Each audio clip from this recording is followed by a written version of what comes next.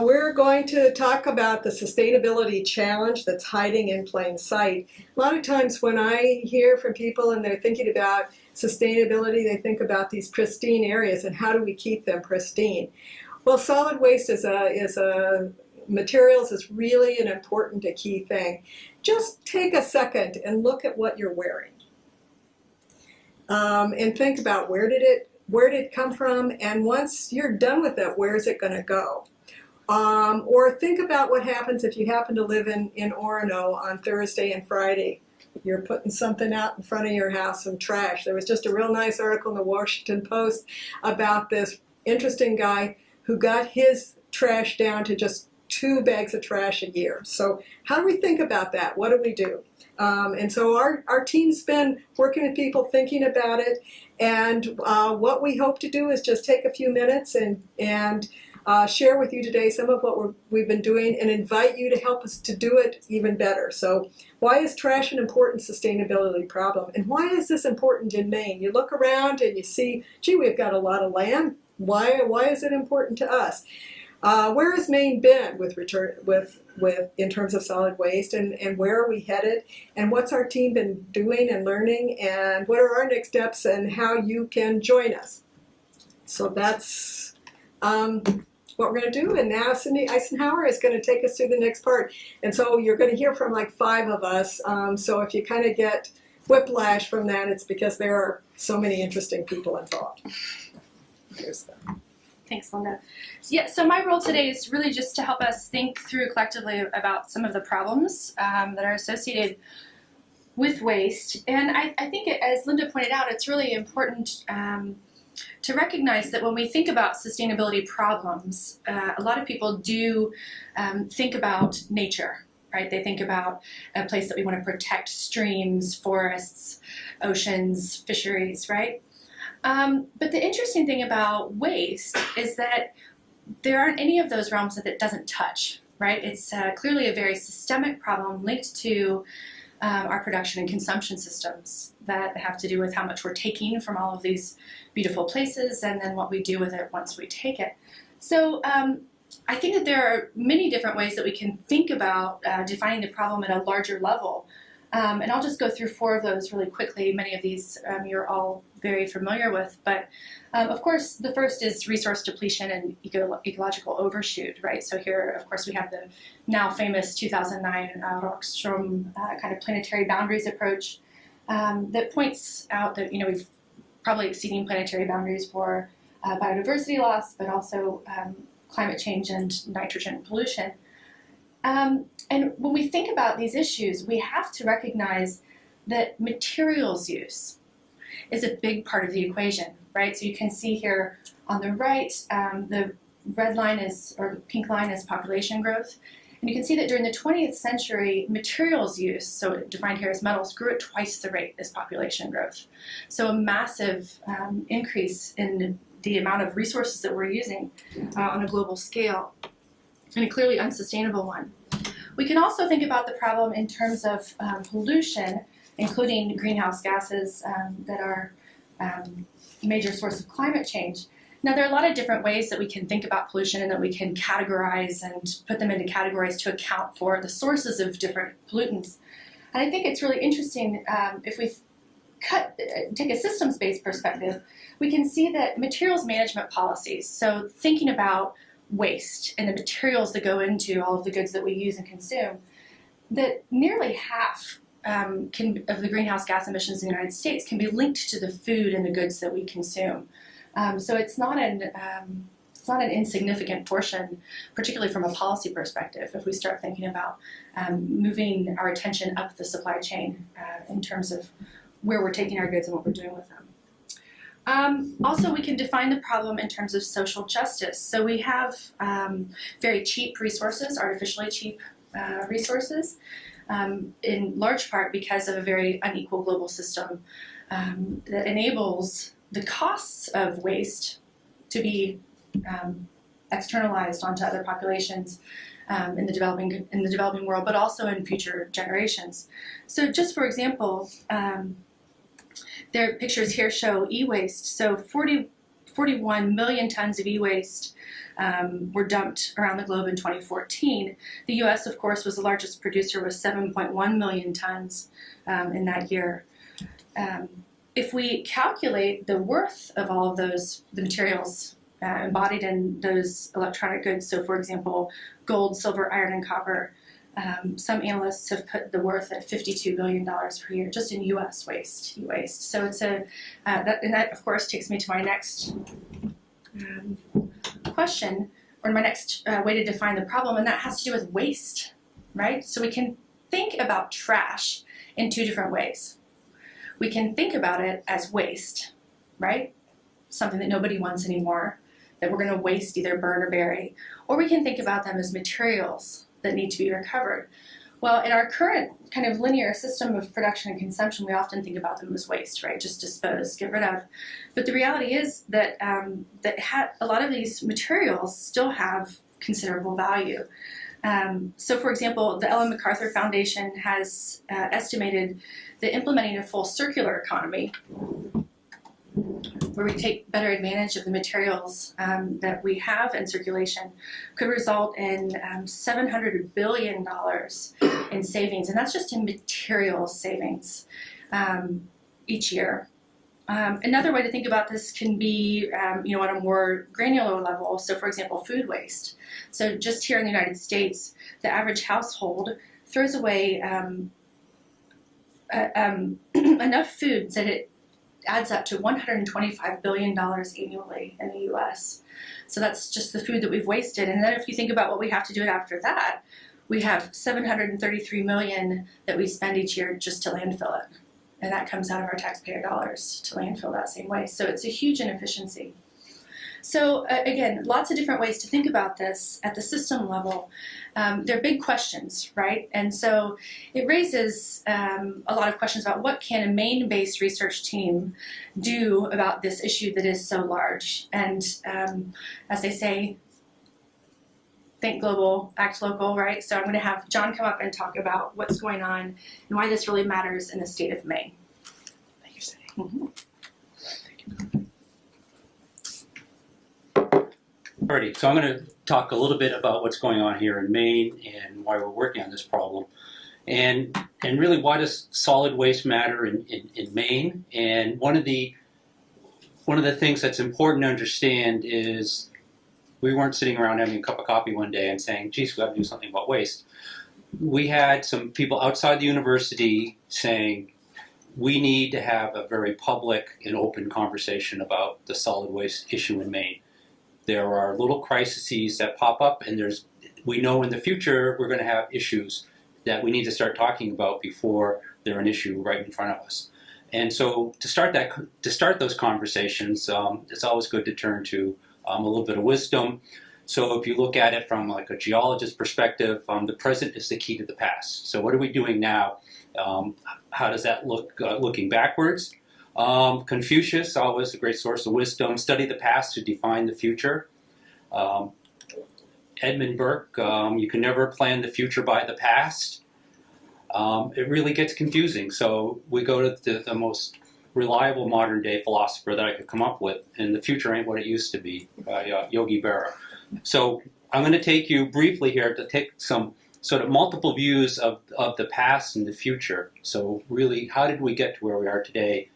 The short version, and take you on the road from trash to solid waste to materials management. And so just the terminology over time has changed, and that's really tells us a lot about how we think about this. We'll call it a problem, it could be a challenge, however you want it, your perspective. If we think of it as a story, a fairy tale, once upon a time, everybody had a town dump. So for those of you over like 25, 30, remember town dump?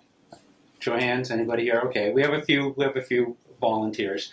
But every town, certainly almost every town, every organized town in Maine and unorganized town had a town dump. And they were usually like an old gravel pit or just an old farm field with a little ditch in it that we threw our trash in. They were actually a source of not only a place to get rid of your stuff, but entertainment. If I behave myself, I got taken to the dump to shoot rats on Sunday afternoon and things like that, or go watch bears come out in the evening. So they weren't necessarily an evil thing, but we learned a lot from the dumps. We have a lot of legacies. In the old days, they were generally somehow managed or operated by a municipality. We had over 400 of these. They were unsupervised, maybe. Most rural communities, the gate was open and there was nobody there. You just showed up and dropped your stuff. Open burning, that's how they reduced the volume. So there was generally a fire burning, often unsupervised at most of these dumps. No vector control, rats, flies, all of those things weren't controlled other than little boys going there on Sunday afternoon. Prohibitions, whatever you hauled in there got dumped. And we know that certainly unscrupulous individuals dump stuff that they probably shouldn't have. No groundwater monitoring. We know there's lots of legacy groundwater contamination from old landfills. So that was sort of how we used to do it up to about the 1980s. The present day, much more sophisticated, more highly engineered systems. So they're state, town, or private operation. This is a picture of the now closed, Pine Tree landfill, was known as Sawyer's landfill for many, many, many years. And there's access control, so not anybody can get in. There's no more open burning. There's vector control, so that the trash, the waste is covered every day. The waste input controls, so we prevent hazardous and dangerous materials from going to these landfills. There's groundwater monitoring, so we're more aware of what's going into the ground. We're collecting gas. For instance, at this landfill, they're collecting methane gas and generating electricity from it. As sort of how we, hand in hand with evolving how we manage our solid waste, there's policy that drives some of that management. And policy really influences what we do. If we didn't have policy saying we need to head in this direction, we wouldn't go in that direction. So Maine has a waste hierarchy. Maybe not everyone's heard of the waste hierarchy, where we have goals to reduce waste, reuse materials, recycle materials, compost organic matter, waste to energy, and landfill. And so this is a sort of upside down pyramid where landfilling of the solid waste is the least desirable outcome for managing those materials. The highest desirable goal is to reduce. So Maine has goals that we're trying to meet for all of these, to how we keep our waste out of going into the holes in the grounds that we used 30 years ago. So just kind of quickly summarizing it with simple arrows that are easy to remember. So in the past, 100% of what we generated as waste went to a landfill. Present day, we've improved. We've added more arrowheads to our diagram. So we're reducing the volume we generate. We're recycling more materials. So we're not quite wasting 100% of what we generate. Where we see ourselves in the future is adding even more arrows for diverting materials in different directions. So we want to reduce it, we want to recover more materials, we want to recycle it, we want to generate less waste. So at this point, that's the background. So here we are today. We have this team. In some sense, we self-organized around this problem, and we have people collaborating from across the university, outside of the university. We have faculty and students and other researchers. And here's a picture of some of us. There'll be extra points we'll have a matching game at the end of the seminar here, so you can match the pictures with team members. All right. Am I doing the goals now? I'm doing the goals now. Okay. All right. No. I thought I said. Okay. Sorry. We're a little confusion on the handoff. No, that's okay. Thank you. Hello. So our team began with these goals. You'll find them straightforward, but they are comprehensive. And we began with the first two. Oh yes, I'm sorry. I'm Jen Rudolph. I'm an undergraduate research assistant studying here at the University of Maine. So initially we began with these first two goals, and ideally this plan works if we're able to engage stakeholders. This is really the crux of what we're attempting here. And this is an incredibly diverse group of stakeholders, which is why it is our first and foremost goal. And beyond that, we needed to identify the key challenges and the barriers to finding solutions and to create effective policy and move in kind of a more progressive direction. Beyond that, we added the last two goals, which were the most recent additions. And these are to look for longer-term solutions. There isn't really a quick fix or a Band-Aid that we're looking to apply here to this really complex social issue. And we're also interested in engaging other students, like myself, to participate in research, to move forward and to identify some potential improvements.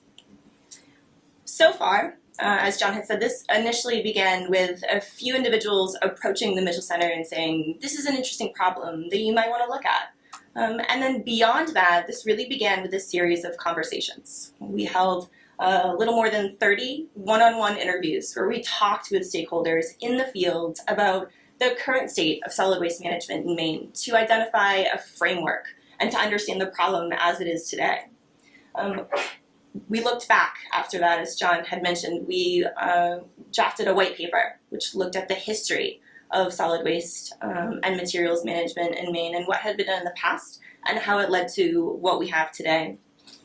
And then we moved to Augusta, where we started to look to the future. We held a meeting with stakeholders, nearly 40 participated, and the goal of this particular meeting was really to identify key issues, to identify key barriers with the current status quo, as well as identifying whether or not there was a potential for an outside entity like the Mitchell Center to participate in finding solutions to these problems. Beyond that, we further localized 5 regional meetings. Maine is extremely varied geographically, and one-size-fits-all problems or solutions will not work effectively. We needed to be able to localize and hear from stakeholders from each region to best understand how these regions are different and how solutions can be tailored to involving everyone comprehensively. We employed a World Cafe discussion model where we really encouraged dialogue. These meetings were successful because stakeholders, and this was an incredibly diverse group of stakeholders, we had people involved from organics management, landfillers, haulers, municipal officials, community members, institutions of higher learning, and many more individuals who really participated in bringing a pie-in-the-sky vision of what materials management should look like in the state going forward. We also worked to identify what these stakeholders perceived as barriers, which of those barriers were salient and seen as the most significant towards improvement. And we were able to also disseminate our findings to a number of different entities. We have participated in talks with the Environment and Natural Resources Committee in Augusta, as well as with the Maine Municipal Association and the Maine Recovery Association's annual conferences. Trav.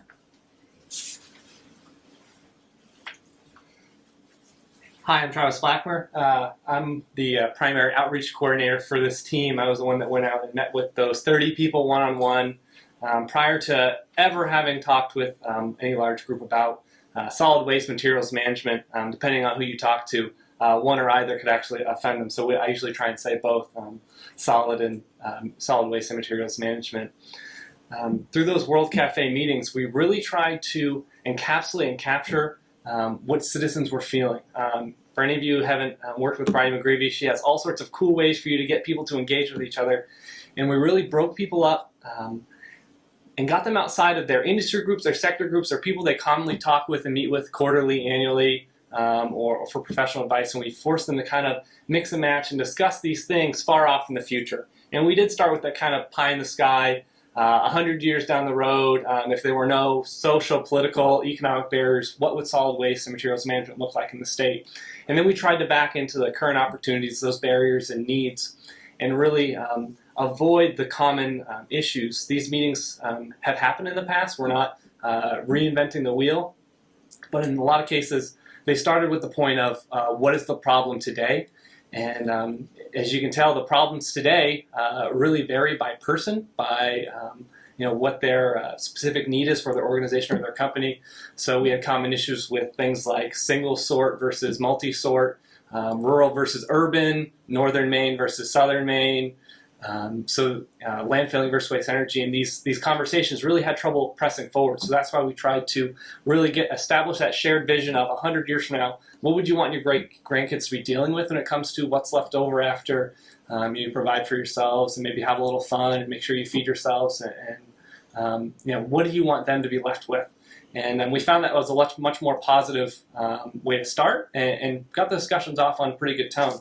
From our regional meetings, we had 5 of them. We did one in northern Maine, southern Maine, kind of the Augusta, Auburn, Bath, Brunswick area. We did one around Bangor. We did one around western Maine. We kind of compiled the outcomes. We had really 5 key themes that we discovered that I'm just going to kind of highlight and maybe give you some anecdotal thoughts on them. The first one was, in the future, Maine will have a significantly reduced waste, increased recovery, and support of our waste hierarchy, and move towards a closed loop economy. It was really hard to think of tomorrow, which person that everyone has their own interests for their companies and their organizations. Who's going to tomorrow be the one that takes the hit or has something imposed on them. But thinking in the future, no one was standing in these meetings saying, in 100 years, I hope we have the same amount or more waste generated. So there was this really positive affirmation that we do kind of see that goal and that need that we really do want to be reducing, recovering as much as we can. But that did lead to significant barriers, things like cost effectiveness, whether or not things are socially acceptable. When it comes to managing organics, we have odor. That's something that communities or individuals may struggle with on an individual level or in a local area. So it wasn't a clear map to where to start, but it certainly was good that we saw that as a whole. People did see we need to kind of tighten up what we throw away. Not everyone believes zero waste was a goal. I'm sure that we have varying views on our research team as to what the goal is 100, 250 years from now. But everyone thought less waste was pretty important. In the future, Maine citizens will be engaged in materials management. How many of you know where your waste goes right now? You put it out of the curb this Thursday, Friday. For most of you, it goes to a waste energy facility in Orrington. The leftover will get brought up to a landfill in West Old Town, the Juniper Ridge landfill. Your single stream recycling, now a lot of it goes down to Auburn to be sorted at a mechanized facility that has pinwheels and electrical optical sorters and hand picking, and glass falls through chains and paper flies up in the air, and there's all sorts of weird processes that go through, and the average citizen doesn't understand or know what they put out to the curb, where it goes. Out of sight, out of mind. There was some benefit to the open burning dump in your community. You saw exactly where it went. If it stunk, you dealt with it. If the groundwater was contaminated, it was probably a good thing to start thinking about how to deal with that. This kind of consolidate and contain, it really kind of puts it out of sight, out of mind. So the stakeholders really wanted the average citizen to meet them and find ways to get them to care about solid waste and materials management. Because without people caring, it's really hard to make positive momentum forward. If you don't understand the issues, then really, why change the system? Number 3, Maine will have a more efficient and cooperative waste management systems, able to capitalize on materials and achieve greater economic development on multiple scales. We had these meetings, 5 of them. I met with people one-on-one. We've had great conversation with people after these meetings, and cost is a huge deterrent. People, they want to do better. They have ideas of, yes, I get that this has value to it, but things like a lack of volume in order to make it access to markets, the fact that there are huge capital costs to some things, the fact that socially people don't want to deal with things that smell, even if it could benefit society. There's a lot of NIMBY issues with solid waste.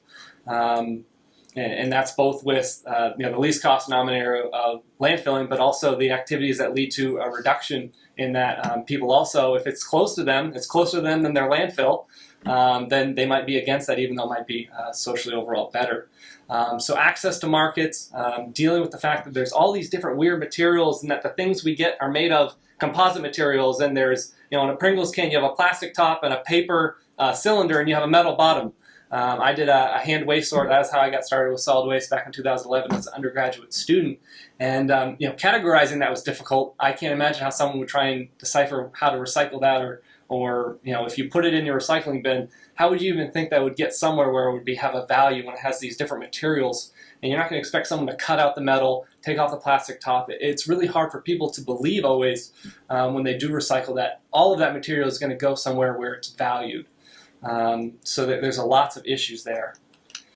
In the future, Maine will have a comprehensive forward-thinking materials management plan with goals, incentives, will allow for flexibility for regionally appropriate variation.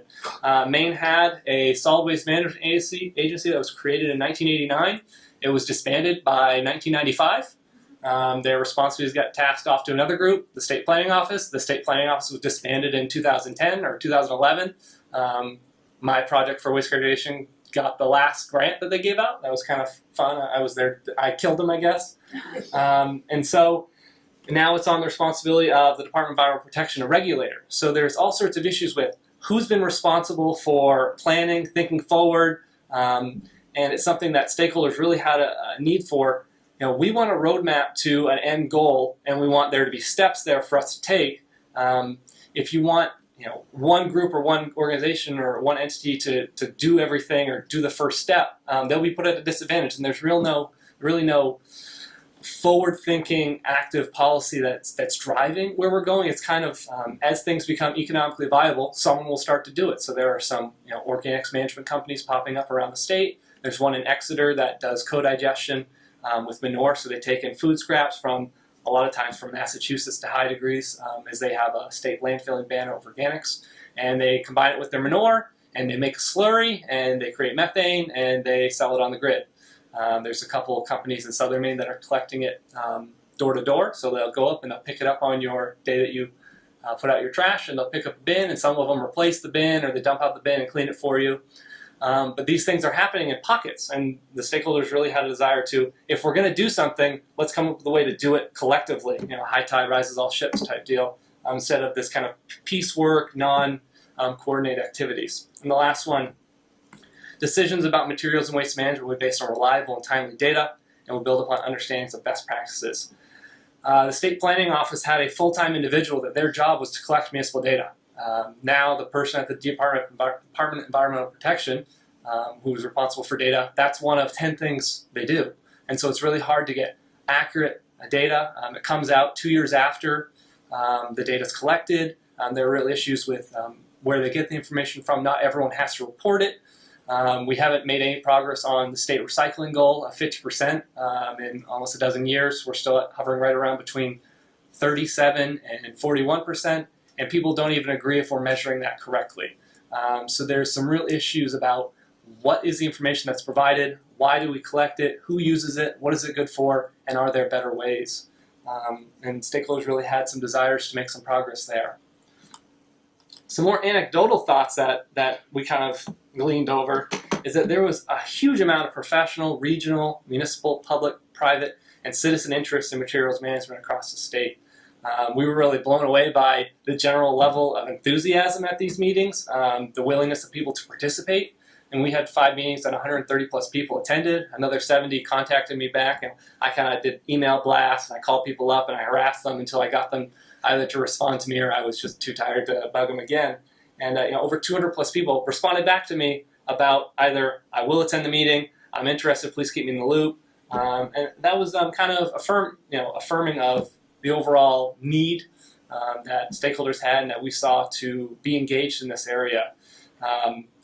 The cross-sharing of ideas was amazing. There were times at the statewide meeting in particular, I was at a table where we had a hauler from South Portland, an individual that works at a National Institute for Product Redesign, and someone who runs a reuse shop in Portland that supplies free items for teachers. They take essentially broken binders from companies and used cups that, since they've changed their logos, and they either directly give them out or they repurpose them. They take a 3-ring binder, they cut out the metal, they recycle the metal, they, let's say it's crumpled or damaged, they cut it open, take out the oak tag, they give it out to teachers to use for crafts, they take the inside pocket, and they give it out to teachers to use as whiteboard sleeves so they can put on their door, because a lot of them have those clear plastic films. So those three people sitting around talking about waste in that way had never happened before.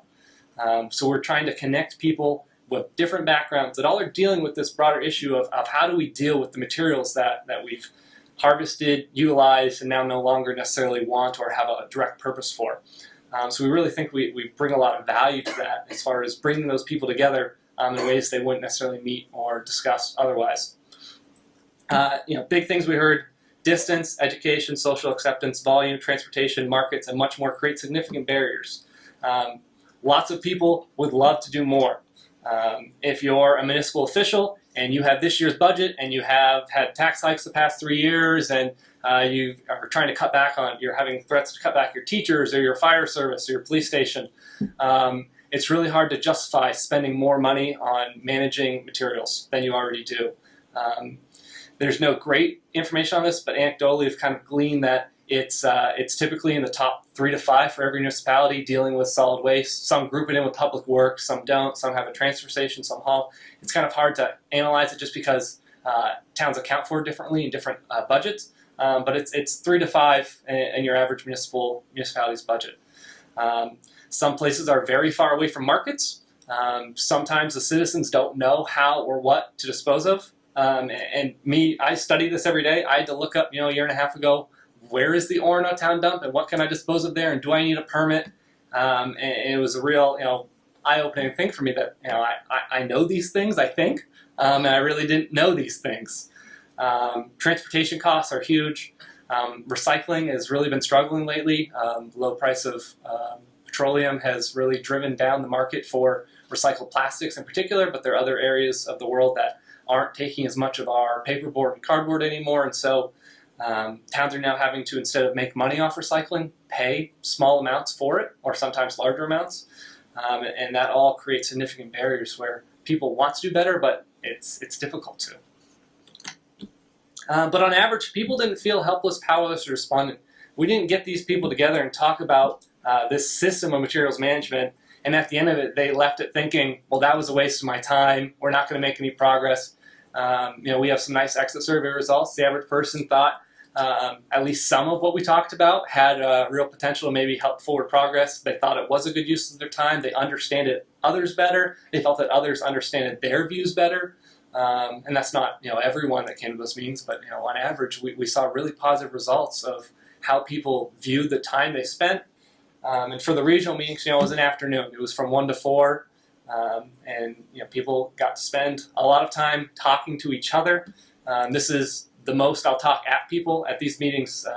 I might introduce something, but we really encourage dialogues amongst people. And we were there as facilitators. So we're trying to be the neutral arbiter, where we're just here to kind of listen, provide feedback, and maybe help consolidate and report out the information that people are providing us.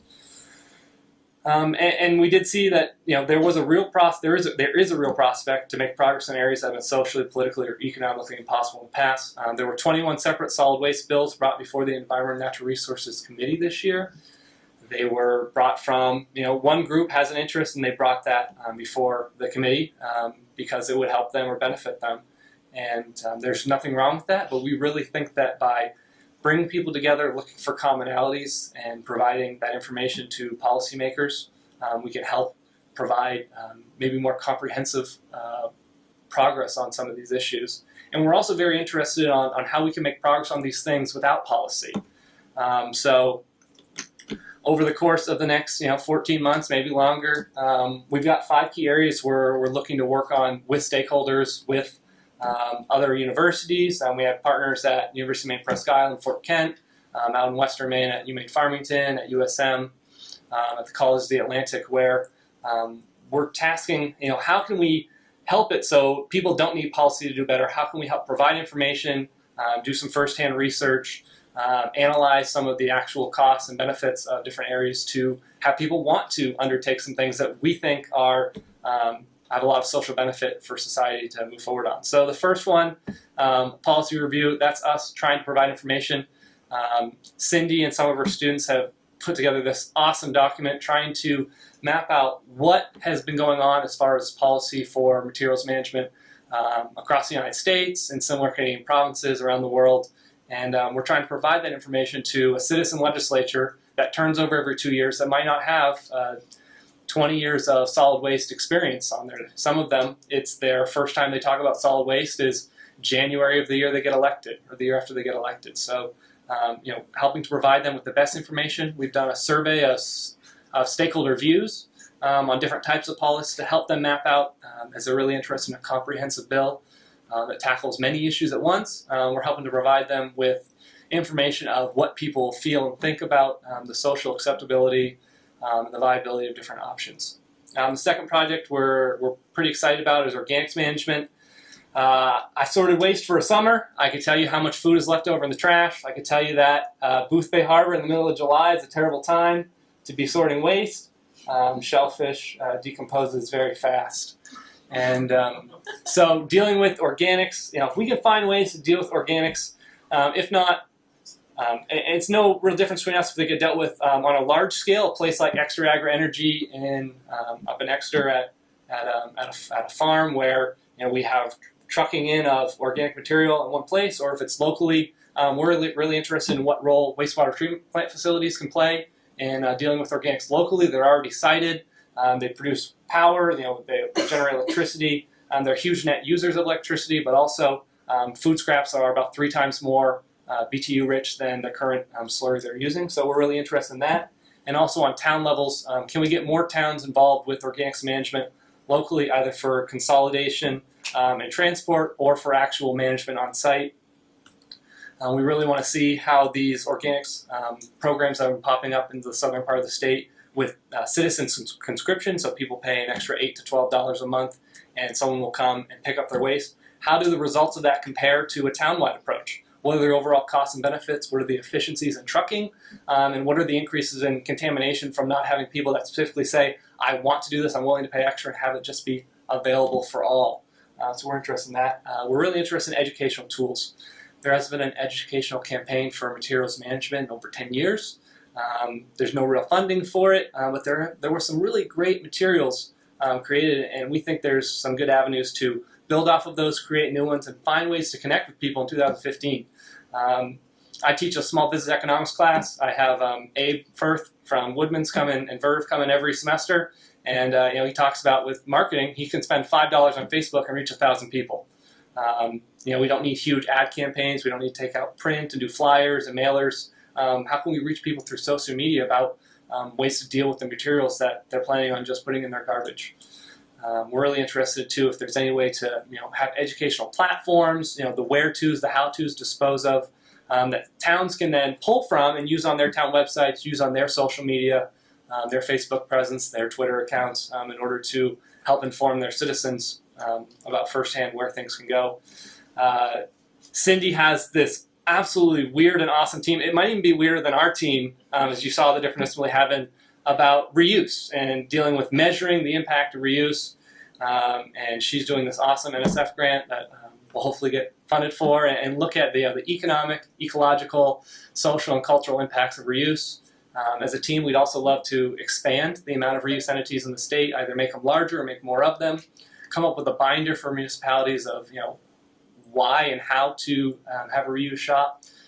Cindy and I went to the Maine Resource Recovery Association's annual conference last week, and we had 2 people. One said, this works great in my community. We wouldn't do without this reuse shop. Everyone loves it. It's a kind of a centerpiece of our community. We had another individual that talked about the barriers and the issues and why they had to shut down theirs. And learning from both of those is just as important as just telling people what does work. We're really interested in providing the full information. If that means telling people about the possible downsides of something that the average person that's a materials management progressive advocate, I guess, would say for it, we want to share that information. We want to provide people the best information, provide them on resources of how to do better or why things fail, and help them to make decisions. So we're really interested in reuse. I have a personal love for textile recycling, as when I sorted the waste stream with a team of people, we had about 5% of it, maybe 4.25% was textile based, and there's all sorts of ways to improve on that. There in the past had been good markets for them. Right now there isn't. So investigating textile reuse as well. And lastly, we really want to connect with people about what are their needs for data. Get maybe a team of widespread stakeholders, talk to them about why should we collect data, what do you use it for, who needs it, who wants it, is it reliable, do you believe it, and think about alternate ways to collect and disseminate the information we have. Are there ways to use real-time reporting? Can we make the information more reliable, more accurate, more timely? All sorts of ways in which, is there improvements that we can, or are there improvements we can do with data? And maybe we'd have that thought exercise and we'd come up with what we're doing is the best right now, and that would be fine. The goal is not to push an agenda with any of this. The goal is just to listen, consolidate, and try and share the information with everyone who's willing to listen. And hopefully that number of people willing to listen continues to grow as we continue to engage more people, pull in more students, look at a longer time period for what exactly it is that we're doing here. And that's trying to make sure that 100 years from now, 250 years from now, we don't have just simply as much landfill space used up as we can, but that we try and come up with smart solutions, economically, environmentally, socially, to do the best we can now. As David likes to say, provide for ourselves without trashing the planet and making it so future generations can't provide for themselves. So that's kind of our big topical goals that we're looking to try and attack for next year. I know a lot of you with higher ed backgrounds. Number 3 might be really interesting for you, but certainly we do welcome anyone that's interested in learning more about one of our projects, participating and talking with us in any way. We really do encourage that. So I think Linda's going to close us out. Thank you guys for listening. So isn't this a great team? So we need more people. You can see that we're bringing different disciplines together. We're bringing different perspectives together, and that I think is what's making us excited about working with each other and successful in what we're doing. So what do we need? Well, to make progress, we need even more student involvement, and we need student involvement for many disciplines. You can see that there's an economic content to what we're doing. There's really an anthropological, there is a psychological, there are things related to water issues. So we need students from lots of different perspectives to help us become more and more responsive to what we're hearing from our partners about what they hope in terms of things that they would learn from the university. We need to continue building our interdisciplinary approach, and so we love having people who are from a number of different perspectives, a number of different kinds of positions to think about coming and joining us and helping us learn together. And we need to continue to focus on solutions. That's really one of the things that's been very exciting as we talk to the partners outside the university is people say, you know what, you're kind of an interesting group. We expect people from the university to come and tell us what to do or say that they're going to write about us. But gee, it's really interesting. You're not just interested in collecting data, but you're helping us think about what might be some solutions. And not some solutions that are for another state or for another country, but solutions that might work for Maine that could then be used by other places. So we really welcome your thoughts and we welcome your involvement in what we're doing. It's every day when I work with my teammates, I learn something new. Now, it may be partly because I'm an idiot and I don't know a lot of the things, but it's just amazing when we bring our different perspectives together how much we can learn. So that's what we're about. And Jean, we didn't introduce you, but Jean MacRae is also another member of their other of our partnership, and she brings the engineering perspective. So it's, as you saw, there were some other people whose pictures were there that couldn't be here today, but we really are learning and growing, and we're finding that the timing is good, that we're hearing from our partners around the state that this is the kind of thing that they hope that universities will be involved in terms of helping us think about the kinds of challenges ahead and addressing them. So what we like to do now as a team is just stand here in front of you and get your thoughts. questions you have, comments you have, things that you learned today, ways that you think that we should be, pursuing some of the kinds of issues here. What are your thoughts? Again, if you happen to read the Bangor paper, you may have seen the article. I think it was yesterday or Saturday.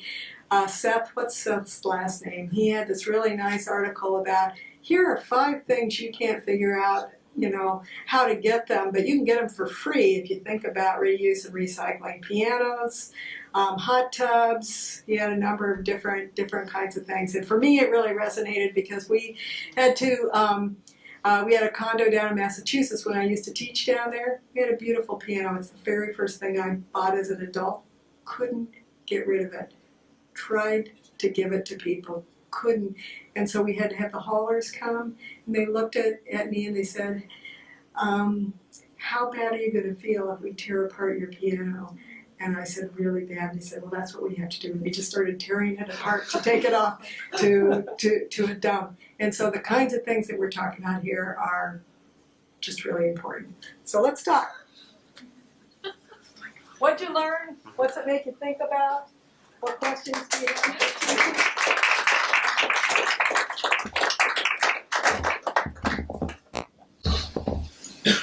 What would you do differently? Just a comment. The state of Vermont passed a piece of legislation perhaps a year or two ago, making composting mandatory. I don't know the ins and outs of that piece of legislation. Was that anything that was brought up during these discussions? Yeah, so we just delivered a draft of the policy review to the Environment and Natural Resources Committee, and so composting congealed as a very significant theme across all stakeholders. Most people realize that that's our best potential to get to our goals as a state. And so Massachusetts, Vermont, Connecticut, all 3 have been used as kind of benchmarks. We just delivered the policy review, and I suspect that they will look at those very closely. The problem is they're all fairly recent, and so there's not a great amount of data on what their impacts have been. But yeah, it comes up fairly frequently. And Vermont did some really interesting things. I mean, it's graduated, right? So it's over time. So the big producers start first, and there are exceptions. If there's not a facility within 20 miles, you can get an exemption until the capacity builds, just because they don't want people trucking this all over the place. But I think I don't want to speak out of turn, but I do think ENR, the state legislature is. I wouldn't be surprised if something on organics came through in the next few years. Yeah. Do you agree with that? Yeah, one of the other big hurdles there is that the state, Maine is a home rule state where what the state doesn't specifically provide funds for, the towns are responsible for. And so the state can't mandate towns do something unless they provide 90% of funding for it. So those types of legislations aren't something that can be directly done in Maine exactly the way they were. So coming up with interesting and creative ways in order to spur activities like that, something the Environment and Natural Resources Committee is really interested in, but it's actually a legal barrier of home rule. I guess it's kind of a 2-part question, which is thinking about individual behavior versus group behavior, and thinking about also using, we talked at the beginning about using less and just having less, but at the same time we've been talking a lot about how important the economy of scale is for some of these programs that are reducing and reusing and recycling things. And so kind of those are kind of conflicting. Have you guys talked at all about those? I'm curious what your thoughts are. Can everybody hear? Great. Yeah, sure. You going to jump on that one? Jess, I think that's a really good question, actually, and it was one that I thought a lot about. I got invited to talk at the Maine Resource Recovery Association annual conference last spring, and these are folks who run facilities, right? They run transfer stations. They and they depend on the income from the recyclable materials to sell, right? And so I was there talking to them about reuse, which to a certain extent might divert, some of that funding if there weren't as many materials generated. So it's a tricky question, and I'm not sure that we have a great answer, but we have started to think about how these resource recovery associations might reinvent themselves in ways that can work also towards reuse and reduction in a sustainable way. But it's tricky. Yeah, if you reduce the volume going to a landfill, it's not like their fixed costs are just disappearing. I mean, there might be some operational gains. So essentially, towns would then have to be charged more per ton.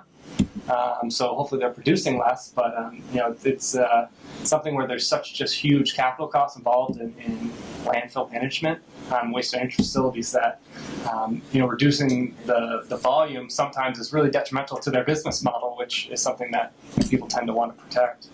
So part of why this is also interesting is it's these interlinked, challenging, complicated things where not everyone is going to be a winner, with different, and so how do we come together to think about this, which is part of why your question is such an interesting. Yeah, and to tack on to that, I mean, I had a dream of, if there's a waste to energy facility in central Maine, in Auburn, that, if they could find ways to, pull out the organics and draw in more towns, there could be some real gains there. And, I had this pie in the sky idea that I thought was actually pretty reasonable. And they actually can't run at the same capacity if they pull out all the waste because it's too many BTUs. So they actually would reduce the volume and they have to charge more per ton at their fixed capacity because they can only take about 65,000 tons a year instead of 70. So it's this huge, I see what they call the issue with decoupling the fees and the structure in which people get paid with the actual outcomes that are better. Other questions? I was wondering, back to the reducing and making a profit side of things. I wonder at what point would it become sort of more financially sensible for maybe towns or regions to handle the waste themselves instead of letting companies do it, because companies have to make a profit, right? So, I mean, but if the state is doing it or if the town is doing it, you've just got to break even. There are some precedents actually for changing the incentive structures. When you think about what happened with utilities, there are these kind of resource management contracts where towns can municipalities can band together to sign a contract with, a management facility where they're incentivized not on the tonnage that they accept into the landfill, but instead on their ability to reduce. Right, and so there are some creative ways to think about how we might get through that, but they're kind of still in their infancy, I think. But yeah, it's a good point. I mean, I don't know if there's been a decentralization. I don't think there really has. But yeah, and because of DEP, it's regulatory issues. And it's how would you chop up the state? I mean, Maine has counties, and the counties are actually really weak in public utilities. They might deal with some road issues, but as far as there's only one county in Maine that actually consolidates. There are two counties in Maine that pretty much do things as a unit. Lincoln County for some reason, and Aroostook County. And Aroostook County just because they're so different than the rest of the state, and they really have a sense of community there. We have just as much people saying we should abolish towns from dealing with waste and franchise and have private companies come in and do everything, and not have towns have any control. So we get that just as much as we get, consolidating or not consolidating, having municipalities work together and changing the fee structure. We get both sides of it. Interestingly complex. You did your hand up? Yeah, it was kind of a related question. I feel like kind of redundant. But about the organics facilities, you're saying right now there's kind of like an uncoordinated piecemeal approach with that. How would you consolidate that and structure that without the danger of a big waste companies coming in and making it less personal and less related to people in individual towns? I mean, for me personally, if there was someone managing the organics, no matter who they are, that would be a win in my book to most cases. I mean, there are certainly issues where we could have maybe some social justice issues or maybe some issues with consumer rights or citizen rights, but having someone manage the organics would be the first thing, and then dealing with whether or not that's the best way to manage organics would be the second step, in my opinion. But that's something that we probably would all differ up here on team is how we would want to get there. If you set up some sort of incentive-based structure, you subsidize them or you provide tax credits, some stakeholders would be really opposed to that, probably because they're the ones that would be pulling away from the tonnages, and it would just make their operations really difficult. So how to get there is the biggest issue we deal with when it comes to something like organics management, where people are pretty uniformly think that there's a large amount of organic material that does get wasted, But then again, some people would say that gets managed very well in landfills through it decomposing. They catch the gas, they produce methane. So there's a wide spectrum of how to best use those materials. Anytime you add a truck on the road, it really increases the cost. So collecting it is usually a cost barrier. So we'd like to think the best way. I think we all kind of agree on this, that if we could find ways to deal with it locally, to cut down on the trucking distance, that would probably be, from a total cost standpoint, probably the best way. But there isn't the perfect solution yet to do that everywhere. Yeah, and there's a lot of differentiation that happens now. So large scale organic generation. I mean, there are big commercial entities taking it, and then there's sort of a population-driven models. So entrepreneurs and like Lewiston and Portland are doing that already, and actually, I think there was some more interest in municipalities managing organic waste locally 15 or 20 years ago, but they found that it was difficult. They didn't have the expertise. It was manpower intensive, and so they either stopped doing it or they just contracted a bigger company that could aggregate those materials and do stuff with like yard waste, leaves, and things like that. So we've seen. So it's not a static system, but one of the big challenges, and it certainly came out with all of our conversations across the state, is that there's no one solution that's going to fit all the regions differently, and the challenge of having a rural state just magnifies how to deal with these problems. So a state policy isn't going to work across the board, and that's one of the things that everyone's trying to grapple with. It's a wicked problem. Yeah. So we hope that we have convinced you that this is an interesting problem, a complicated problem, a sustainability problem, and it's one where it's really, really important that we don't do the old thing of saying we're from the university and we're here to help you. We tell you what to do. That we really are. What we've tried to do throughout this process is really be partners, where we go and we listen, and we're trying to help to bring together a lot of the different kinds of ideas and lay out an array of options and begin to think about, as a state, how we do things. And it takes this diverse group to be able to bring together a lot of these different, ideas and think about what we can learn from each other. What are some of the engineering issues? What are some of the culture issues? What are some of the anthropological issues? What are some of the water issues? What are some of the issues that have to do with the economics of what's going on? That this really is at the heart of some of the interesting sustainability issues that we need to be thinking about as a state. And we really welcome you to join us and help us get better at what we're doing. And we also thank you for coming today and spending time with us and asking some great questions. So do come up and talk to us if you have a couple of minutes, and thank you again for coming.